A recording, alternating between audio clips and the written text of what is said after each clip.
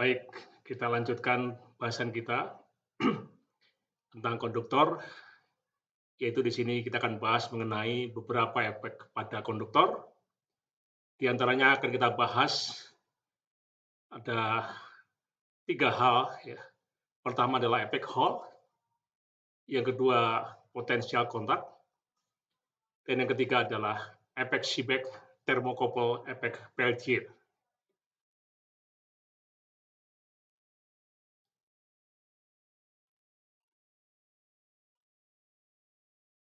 Kita akan bahas sekarang efek Hall.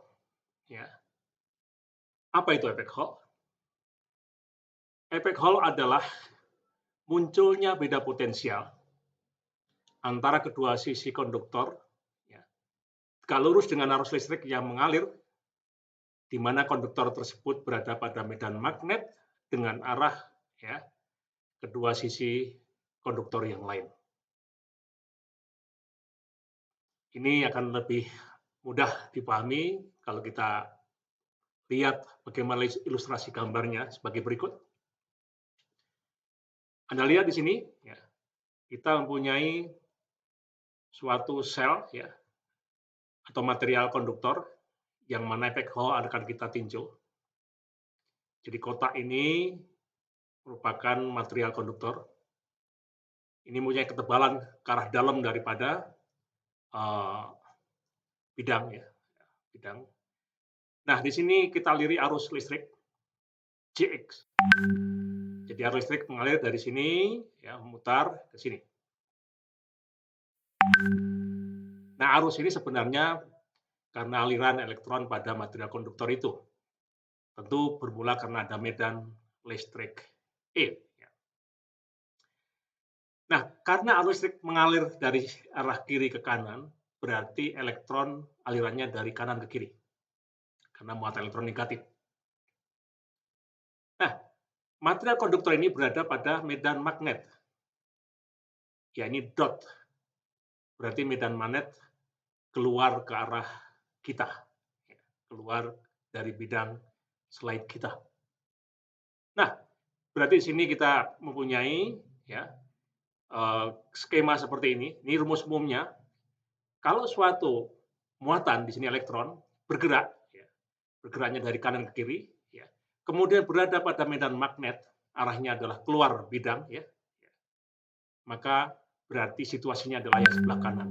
Ada kecepatan arahnya ke kiri, B-nya arahnya keluar bidang kertas. Ya. Kemudian Q-nya sendiri negatif. Nah, oleh karena itu akan ada gaya ya, yang arahnya ke bawah. Gaya akibat medan magnet ya, bekerja pada muatan listrik yang bergerak, yaitu elektron. Akibatnya apa? Akibatnya elektron ketika berjalan dari kiri ke kanan, itu akan terdefleksi juga ke bawah. Ke bawah. Akibatnya pada bagian bawah sini akan menumpuk muatan negatif elektron. Dan sebagai konsekuensinya pada bagian kanan, pada bagian atas sini akan lebih positif. Seolah-olah tertumpuk muatan positif. Nah, adanya polarisasi sebelah atas positif, sebelah bawah negatif, maka di sini akan ada medan listrik. Nah, medan listrik inilah kemudian kalau kita ukur, ya, kita beri ya, voltmeter ya, dari sini voltmeter kita pasang dan di sini maka muncullah potensial. Nah, besarnya potensial ini kita bisa hitung, yaitu besarnya medan Hall dikalikan dengan ketebalan, yaitu dari atas sampai dengan bawah. Jadi, kembali ke definisi tadi, munculnya potensial. Nah, potensialnya di sini adalah potensial Hall ini, VH, ya, Hall voltage. Nah, dengan demikian, munculnya potensial ini karena interaksi antara elektron yang bergerak dan adanya medan magnet. Dalam keadaan keseimbangannya, maka tentu Fm sama dengan Fe, maka potensial Hall ini akan konstan. Ya. Nah, kemudian itu terjadi ketika min E Px Bz ya, akan sama dengan E kalikan EH. Ya. Dan kemudian ini bisa kita hitung, EH itu adalah medan listrik Hall besarnya adalah sama dengan 1 dibagi EN kalikan JX BZ. Kemudian ada definisi konstanta Hall, RH besarnya adalah EH dibagi dengan JX BZ. Dan ini besarnya sama dengan min 1 per EN. Nanti persamaan ini akan kita bahas lebih lanjut, karena dengan efek Hall kita bisa menentukan konsentrasi pembawa muatan termasuk elektron di dalam material. Nah, kemudian apa aplikasi efek Hall? Bahwa efek Hall terjadi pada konduktor yang ada medan listrik di situ, sehingga ada aliran muatan, ya. Kemudian ada medan magnet. Aplikasinya sebagai contoh di sini adalah penentuan kerapatan muatan dalam material. Yang kedua, kita bisa gunakan efek Hall itu sebagai metode untuk mengukur medan magnet. Jadi alat ukur medan magnet yang kita kenal dengan Tesla meter itu salah satu prinsip kerjanya adalah menggunakan efek Hall. Kemudian efek Hall juga bisa kita gunakan prinsipnya untuk mendesain atau membuat alat ukur daya listrik atau wattmeter. Mari kita lihat satu-satu. Yang pertama adalah menentukan kerapatan muatan di dalam material. Kita sudah bahas tadi bahwa RH sama dengan EH dibagi JXBZ sama dengan min 1 per EN. Konstanta Hall kita bisa hitung. Karena EH bisa kita hitung, besarnya adalah potensial yang kita ukur dengan voltmeter tadi dibagi dengan ketebalannya. Kalau ketebalannya tahu, potensial dibagi ketebalan itulah EH. Ya. Nah, kemudian JX adalah kerapatan arus yang kita alirkan. Sedangkan BZ adalah medan magnet yang kita berikan. Jadi kalau ini kita sudah punyai, maka kita bisa hitung N. Nah, N itu adalah min JX BZ dibagi E kalikan EH. Jadi kerapatan muatan di dalam material kita bisa tentukan kalau kita bisa mengukur efek Hall-nya. Nah, pada tabel kita lihat ini tembaga, aluminium, emas, ya, perak, ya, kalium, magnesium, natrium, kita bisa tentukan berapa kerapatan muatannya. Sebagai contoh paling atas Ag, ya. Ag perak kerapatannya ada 5,85 kali 10 pangkat 28 elektron per meter kubik. Kemudian pada saat yang sama kita tahu RH-nya. Misalnya adalah min 9 kali 10 pangkat min 11 meter kubik per ampere sekon. Negatif berarti pembawa muatannya adalah elektron. Jadi perak kalau berkonduksi, maka yang konduksi itu elektronnya. Kemudian mobilitas juga bisa kita tentukan di sini. Nah, dengan cara inilah kita bisa menentukan kerapatan pembawa muatan pada material-material yang berbeda seperti ini.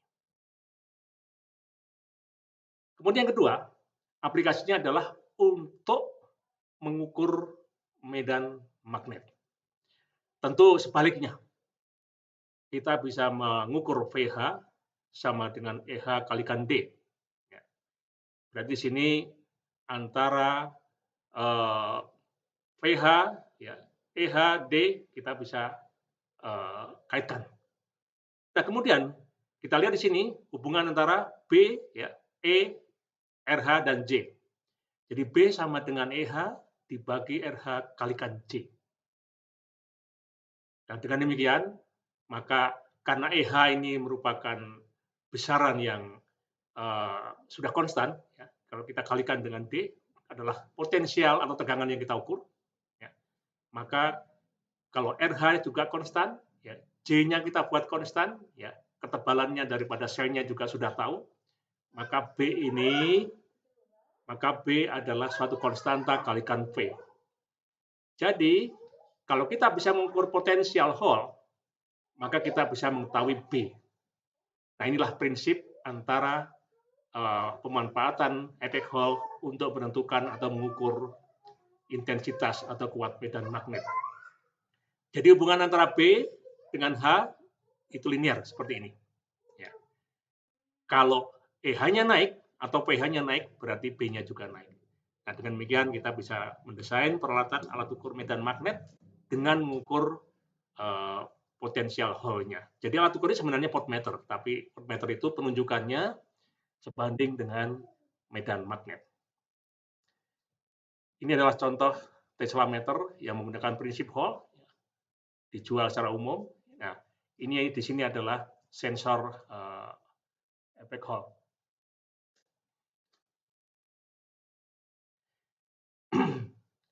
Kemudian berikutnya adalah wattmeter. Wattmeter. Jadi kita lihat di sini, kita yang kuning ini adalah sel dari efek Hall. Ya. Nah, PL kita berikan potensial di sini, maka mengalirlah arus. Ya. Kemudian ada coil di sini yang IL. Jadi arus beban itu kita buat loop ya, yang menghasilkan medan magnet yang kemudian masuk ke dalam sel daripada Hall ini. Maka di dalamnya ada interaksi antara aliran ya, arus ya, yang mengalir pada VL ya, kemudian medan magnet yang dihasilkan oleh IL. Nah, di sini akan ada BZ ya. BZ ini akan sebanding dengan IL. Kemudian IX akan sebanding dengan IL. Maka berikutnya PH akan sebanding dengan perkalian antara RH, J, X, dan BZ. Nah, ini sebanding dengan PL kalikan IL.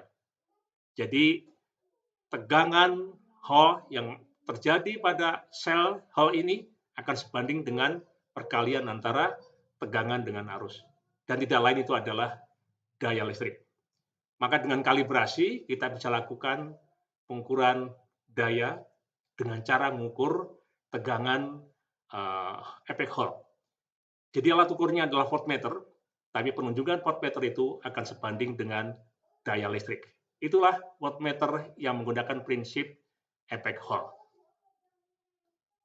Baik, kita lanjutkan kepada efek yang kedua, yaitu potensial kontak yang terjadi pada konduktor. Apa itu potensial kontak? Potensial kontak adalah potensial yang muncul pada sambungan dari dua material yang berbeda fungsi kerjanya atau work function-nya. Kita sudah bahas tempo hari apa itu work function. Kita lihat di sini, kita punya dua material, platinum dan molybden, di mana kedua material mempunyai perbedaan fungsi kerja. Nah, kalau pada dua material ini kita sambungkan, maka akan terjadi sambungan seperti yang di bawah ini. Yang bersatu adalah Fermi levelnya.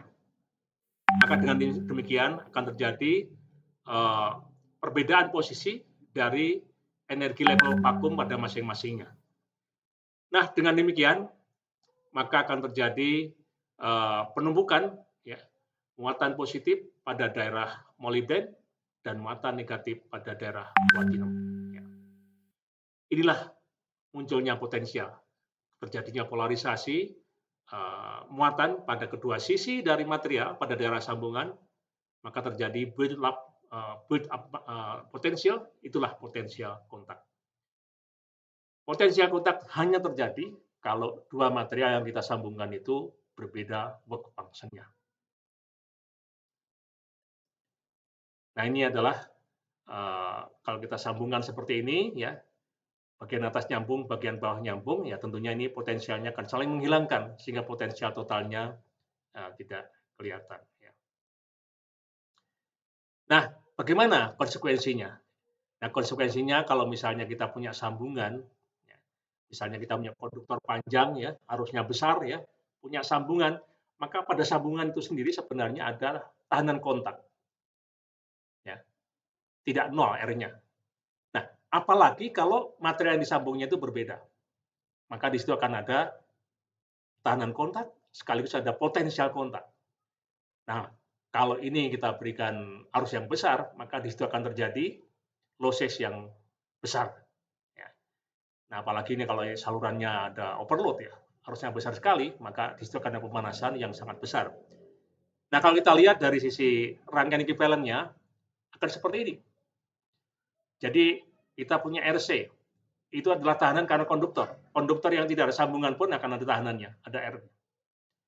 Kemudian kalau ada sambungan, ada tahanan kontak. Kalau materialnya sama, tahanan kontak saja. Tapi kalau materialnya berbeda, akan tambah lagi, yaitu kontak potensial. Jadi ada RC, ada R kontak, ada VC. Sehingga kalau ada arus mengalir, kita bisa bayangkan berapa besar losses yang terjadi di sini. Jadi losses. Ya. Nah, dengan demikian, potensial kontak itu adalah salah satu sumber losses. Jadi hati-hati kalau menyambung material konduktor, walaupun sama-sama konduktor, aluminium dengan tembaga atau material yang lain dengan yang lain, ya akan punya konsekuensi seandainya material berbeda work function. Karena di situ akan muncul di samping tahanan kontak, akan muncul potensial kontak. Kemudian yang berikutnya adalah efek Seebeck, thermocouple, dan efek Peltier.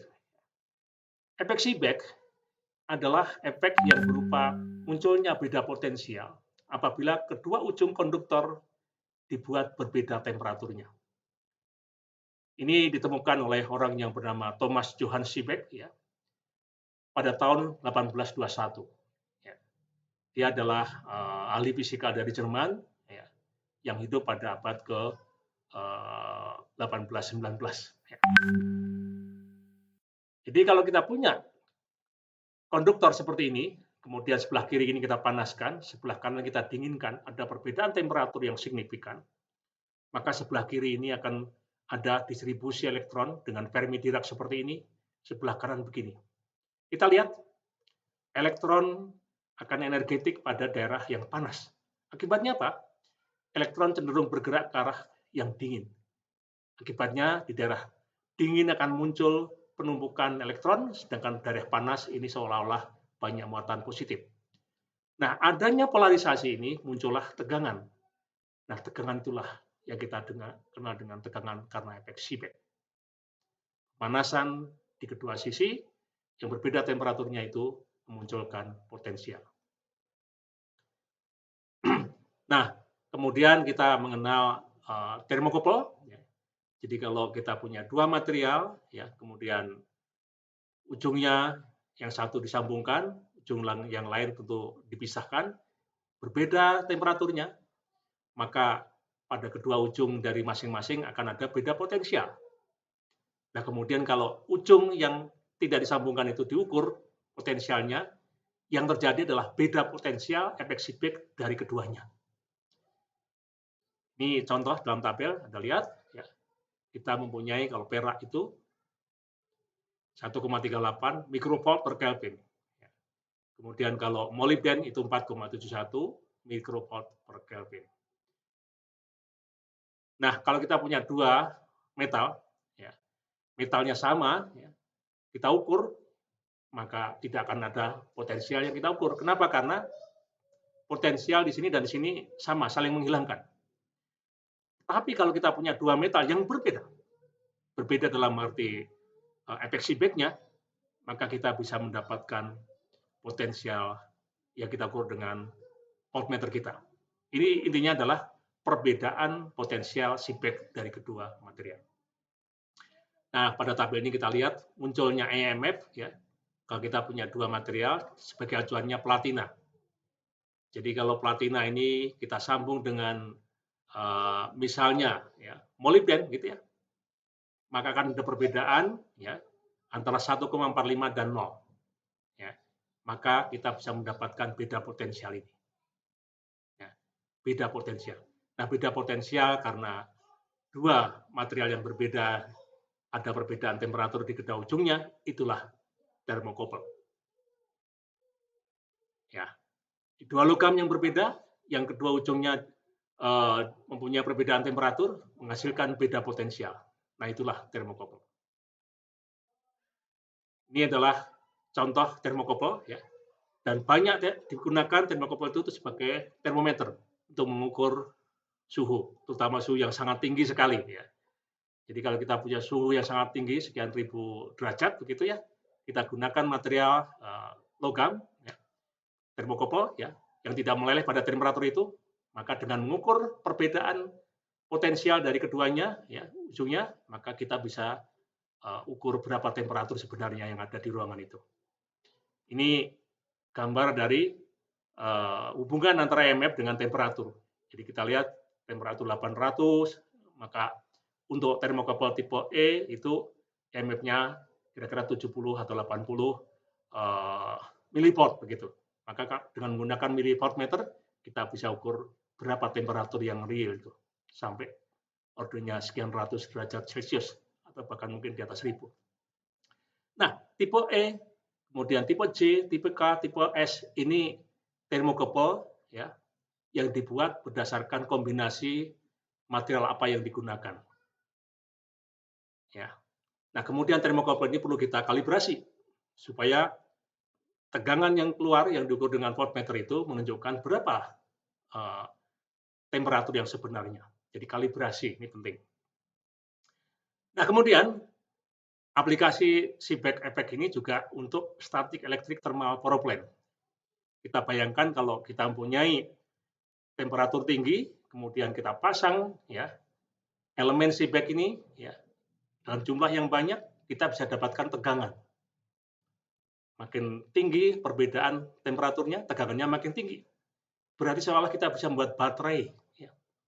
Baterai yang bisa kita dapatkan energinya cuma-cuma karena perbedaan temperatur itu. Dan itu statik. Kita tidak perlu ada generator yang berputar. Karena temperaturnya sudah ada di situ.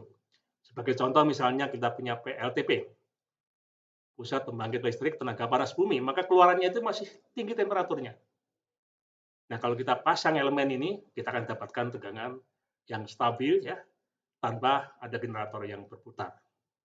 Itulah static electric thermal power plant. Ini contoh tadi termokouple ya.